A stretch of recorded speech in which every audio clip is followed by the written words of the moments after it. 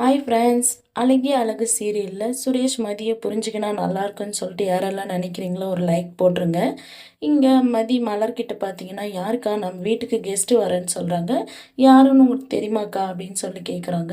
இல்லை மதி, எனக்கு தெரியாது, நான் ஒரே டைம் தான் பார்த்துருக்கேன், வந்தால் பார்த்துக்கலாம் வீடு யாருன்னு சொல்லி அப்படின்ற மாதிரி சொல்கிறாங்க.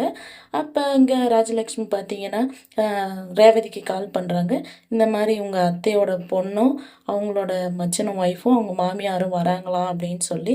என்னது, அவங்க மாமியார் கூட வராங்களா அப்படின்னு சொல்லி சிரிக்கிறாங்க. இங்கே பார்த்தீங்கன்னா மலர் ரேவதி கால் பண்ணுறாங்க. இந்த மாதிரி சொந்தக்காரவங்க வராங்களா அப்படின்னு சொல்லி சொல்கிறாங்க. நீ வா ரேவதி அப்படின்ற மாதிரி மலர் கூப்பிட்றாங்க. இல்லை அப்பாவே உங்கள் அண்ணாக்கு கால் பண்ணுவாங்க, நாங்கள் வருவோம் விடு மலர் அப்படின்ற மாதிரி சொல்கிறாங்க. ராகவன் பார்த்தீங்கன்னா தங்கராஜுக்கு கால் பண்ணி இந்த மாதிரி என் தங்கச்சியோட பொண்ணும் அவங்க ரிலேட்டிவும் வராங்களா அப்படின்னு சொல்லி சொல்கிறாங்க. 3 பொம்பளைங்க தான் வராங்களான்னு. என்னது, பொம்பளைங்க மட்டும் வராங்களா, சரி மாமா நான் வரேன் அப்படின்ற மாதிரி தங்கராஜும் சொல்கிறாங்க. இங்கே தங்கராஜும் வந்துடுறாங்க. அப்போ பார்த்தீங்கன்னா பாப்பா கிட்ட, எப்படி நீங்கள் 3 நாள் கொடைக்கானல் நாங்கள் போயிட்டு போது சமாளிச்சிங்க அப்படின்னு சொல்லி கேட்குறாங்க.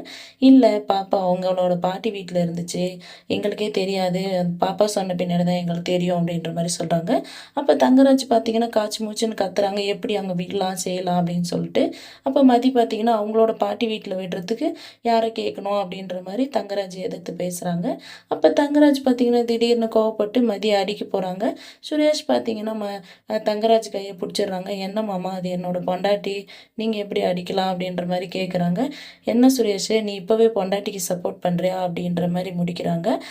மதி சுரேஷை புரிஞ்சுப்பாங்களா என்னன்றது நம்ம வெயிட் பண்ணி பார்க்கலாம். வெயிட் பண்ணுங்கள்.